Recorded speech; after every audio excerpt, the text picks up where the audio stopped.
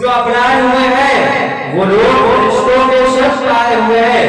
یہ چاند یہ سورج یہ چمکتے ہوئے تارے لوگ سارے نبی دیکھ کے شرمائے ہوئے ہیں. یہ چاند یہ سورج یہ چمکتے ہوئے تارے لوگ سارے نبی دیکھ کے شرمائے ہوئے ہیں. لوگ سارے نبی دیکھ کے شرمائے ہوئے ہیں.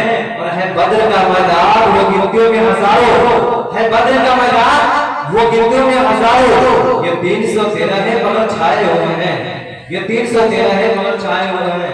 آئیے وقت کا لحاظ رکھتے ہوئے بڑی تیزی کے ساتھ میں آپ کے سامنے خطابت کے لیے مدرسے کے طالب علم کو اب ایسے بچے کو آپ کے سامنے روبرو کرنے جا رہا ہوں جیسے میری مراد والے بھائی حافظ و قاری توفیق رضا صاحب سے گزارش ہے کہ آپ کے سامنے آئے. ان سے پہلے آئیے ان کا استقبال نعرے تکبیر اور نعرے رسالت سے کر لیا جائے. مل کر کے نعرہ لگائیں. نعرے تکبیر نعرے تکبیر نعرے رسالت نعرے رسالت.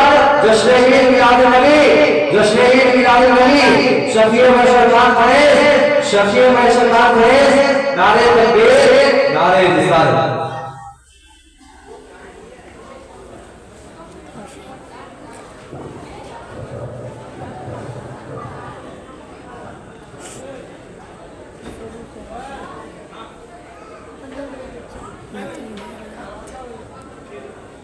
السلام علیکم ورحمۃ اللہ تعالی وبرکاتہ.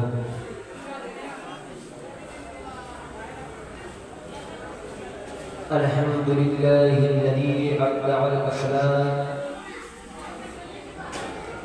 والارضنا والصلاة والسلام علی من كان نبیا وآدم بین الماء والطین وعلى آله وأصحابه أجمعين. أما بعد فأعوذ بالله من الشيطان الرجيم. بسم الله الرحمن الرحيم.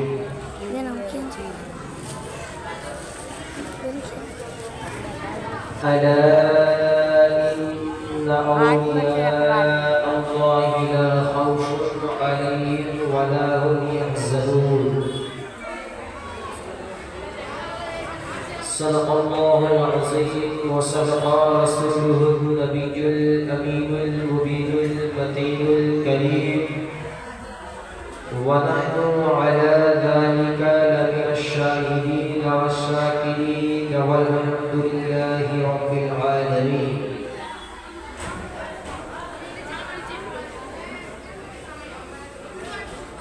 شعر کہتا ہے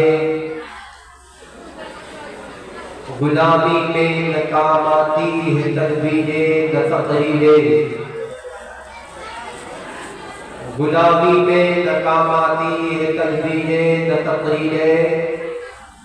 جو ہو ذوق عمل پیدا تو کٹ جاتی ہے زنجیریں. اور کوئی اندازہ کر سکتا ہے اس کے زور بازو کا. نگاہ مرد مومن سے بدل جاتی ہے تقدیریں.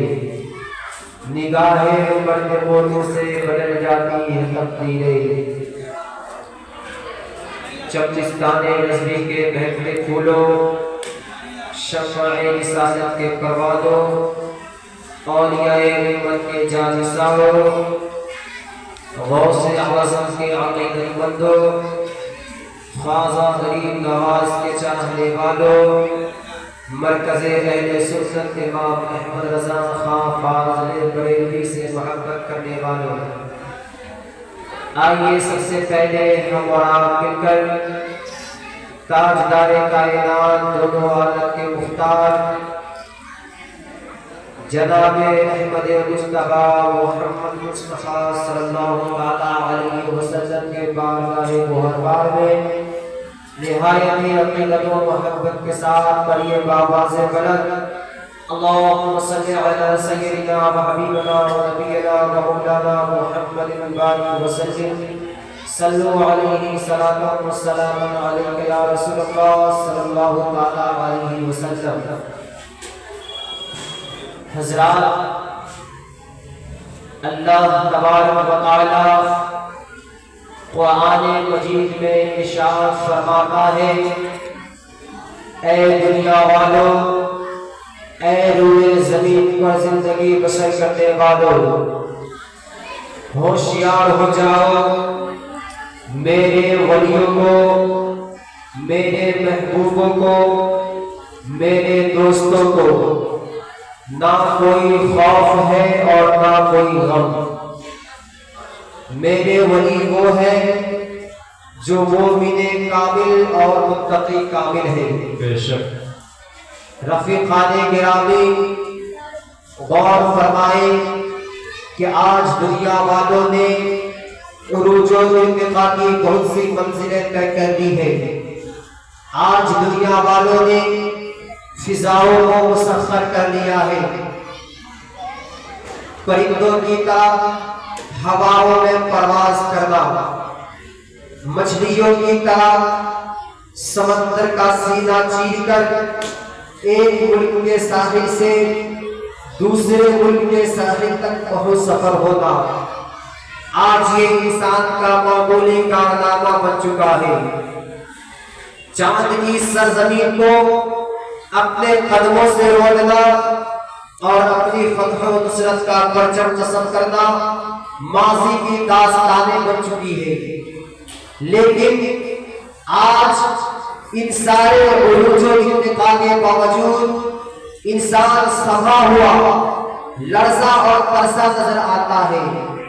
ہر چہرے پر غم و الم کی پرچھائیاں نظر آتی ہے۔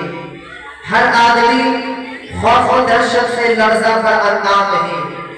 غریب مالدار سے ڈر رہا ہے، مالدار اپنے سے بڑے مالدار سے ڈر رہا ہے، کمزور طاقتور سے خوف زدہ ہے، چھوٹا ملک بڑے ملک سے لرز رہا ہے۔ آپ غور فرمائیں کہ پوری دنیا میں سب سے طاقتور ملک امریکہ ہے اور دنیا کے سارے ممالک اس کے دستے نگر بنے ہوئے ہیں۔ آج دنیا والوں نے ان سارے پریشانیوں سے نجات پانے کے لیے دنیا والوں نے یہ خفیہ نسخہ تجویز کیا کہ اگر خوف و دہشت سے بچنا چاہتے ہو، اگر غم و الم سے چھٹکارا چاہتے ہو تو اپنے سے بڑوں کی پشت پناہی حاصل کر لو، ان کے دامن کرم کو تھام لو، ان کے سایہ کرم سے وابستہ ہو جاؤ تو غم و الم سے چھٹکارا اور خوف و دہشت سے نجات مل جائے گی۔ اس لیے آج دنیا کے سارے ممالک اپنے سے بڑے ملکوں کے سایہ کرم میں پناہ لیے ہوئے ان کی جی حضوری کرنا اپنا شیوا بنا لیا ہے۔ حضرات، اس تمہید سے یہ معلوم ہوا کہ خوف و دہشت سے نجات اور غم و الم سے چھٹکارا اسی وقت حاصل ہوگا جب اپنے سے بڑوں کا دامن تھام لیا جائے۔ اب غور فرمائے، اللہ سب سے بڑا وہ قادر مطلق ہے، وہ سارے عالم کا پروردگار ہے، جو اس کے دامن کرم میں آ جائے، جو اس کے دامن کرم سے وابستہ ہو جائے، جو اس کا دوست بن جائے، جو اس کا محبوب بن جائے، تو پھر دنیا کی کون سی ایسی طاقت ہے جو اسے خوفزدہ کر سکتی ہے؟ کون سا ایسا غم ہے جو اسے لاحق ہو سکتا ہے؟ محترم حضرات گرامی، ایک بہت مشہور واقعہ ہے جو بچوں کو یاد ہے، جسے ہر کوئی جانتا ہے۔ میں آپ کو یہ بتا دینا چاہتا ہوں کہ اللہ والوں کو نہ کسی کا نہ کوئی غم ہوتا ہے اور نہ کسی کا خوف ہوتا ہے۔ آپ کو اس واقعہ سے پتہ چل جائے گا کہ جب حضرت غوث سمدانی محبوب سبحانی شیخ عبد القادر جیلانی رضی اللہ تعالی عنہ اپنے بچپنے کے عالم میں اپنے اعلیٰ تعلیم کے لیے قصبہ جیلان سے بغداد کے مدرسہ نظامیہ میں داخلہ کے لیے اپنی والدہ باجلہ سے اجازت لے کر چلے تو ان کی والدہ باجلہ نے اخراجات کے لیے 40 دینار حضرت غوث اعظم رضی اللہ تعالیٰ عنہ کے پوستین میں سل دیے اور فرمایا، بیٹا چاہے کچھ بھی ہو جائے، راستے میں چاہے دنیا کا کتنا ہی بڑا مصیبت کیوں نہ ٹوٹ پڑے، مگر جھوٹ نہ بولنا، حق کے ساتھ کھڑے رہنا، یہ وصیت لے کر غوث پاک رضی اللہ تعالیٰ عنہ بغداد کہ قافلہ کے ساتھ بغداد کے لیے روانہ ہو گئے۔ ابھی قافلہ تھوڑی ہی دیر دور پہنچا تھا کہ ڈاکوؤں نے قافلے کو گھیر کر قافلے کا سارا مال و سامان لوٹ لیا۔ قافلے کا ہر آدمی خوف و دہشت سے لرزہ پر اندام ہے۔ قافلے کا ہر آدمی اپنا مال و دولت بچانے کے لیے جھوٹ پہ جھوٹ بول رہا ہے، پھر بھی ڈاکو ان سارے قافلے والوں کا مال و سامان لوٹ رہا ہے۔ ان میں سے ایک ڈاکو حضرت غوث پاک رضی اللہ تعالیٰ عنہ کی بارگاہ میں پہنچتے ہیں اور عرض کرتے ہیں، اے بچہ کیا تمہارے پاس بھی کچھ ہے؟ غوث پاک رضی اللہ تعالیٰ عنہ بلا جھجک فرماتے ہیں، ہاں ہاں میرے پاس 40 دینار ہے جو میری والدہ نے چلتے وقت میری پوسٹنگ میں سل دیا تھا۔ اتنا سنتا تھا وہ ڈاکو سمجھا یہ بچہ ہے، شاید ان کو میری حیثیت کا اندازہ نہیں، یہ بچہ جھوٹ بول رہا ہوگا۔ یہ کہتا ہوا وہ ڈاکو آگے بڑھ گیا۔ اب دوسرا ڈاکو آ کر کھڑا ہوا، وہ بھی یہی عرض کرتا ہے کہ اے بچہ کیا تمہارے پاس کچھ ہے؟ پھر غوث پاک رضی اللہ تعالیٰ عنہ یہی سوال دہراتے ہیں، ہاں میرے پاس 40 دینار ہے جو چلتے وقت میری والدہ نے میرے اخراجات کے لیے میری پوسٹنگ میں سے دیا تھا۔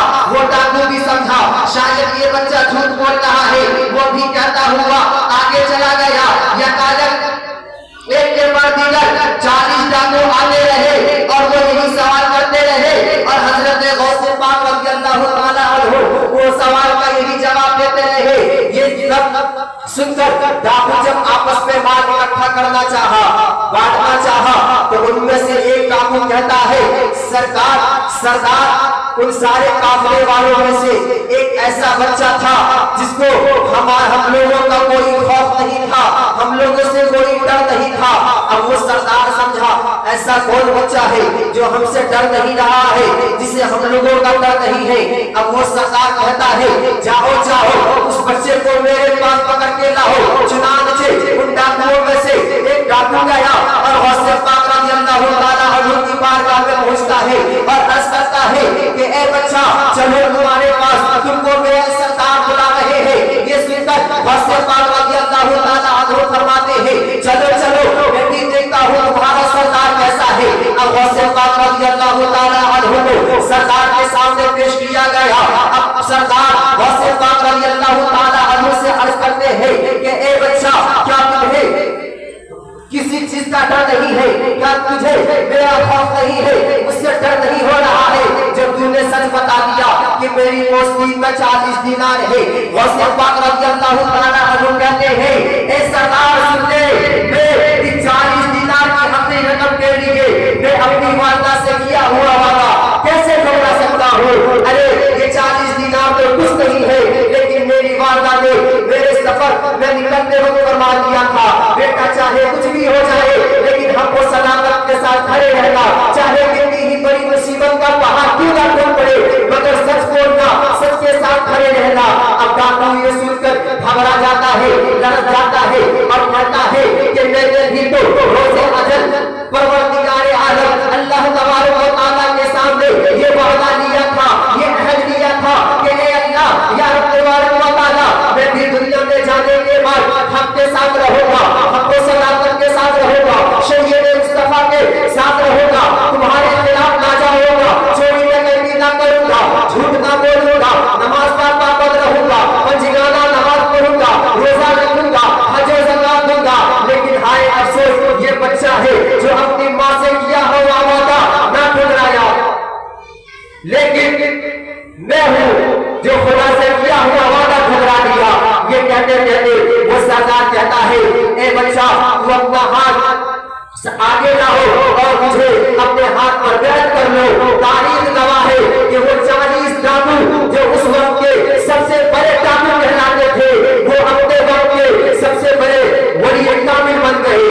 بہت حضرات کہنے کی بات یہ ہے کہ جو اللہ کے ولی ہوتے ہیں، جو اللہ کے ولی ہوتے ہیں اسے کسی چیز کا خوف نہیں ہوتا ہے، کسی چیز کا غم نہیں ہوتا ہے، وہ ہمیشہ حق و صداقت کے ساتھ کھڑے رہتے ہیں۔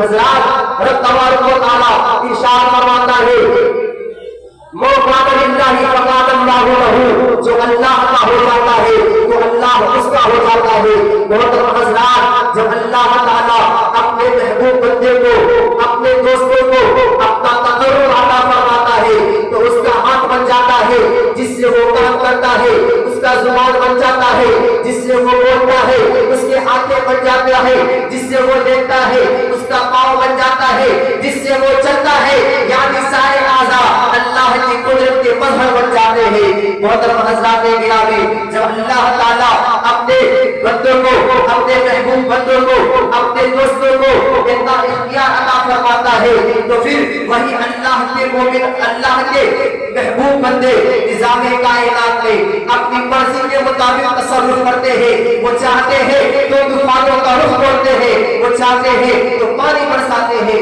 محترم حضرات گرامی، مجھ سے بولتے ہوئے، آپ سے سنتے ہوئے جو بھی غلطی ہو گئی ہو، رب تبارک و تعالیٰ سے دعا ہے کہ رب تبارک و تعالیٰ معاف فرمائے۔ ہمارے ساتھ آپ بھی پڑھ لیجیے، استغفر اللہ ربی من کل ذنب واتوب الیہ ولا حول ولا قوة الا باللہ العلی العظیم۔ پڑھیے کلمہ شہادت، اشہد ان لا الہ الا اللہ وحدہ لا شریک لہ واشہد ان محمدا عبدہ ورسولہ وما علینا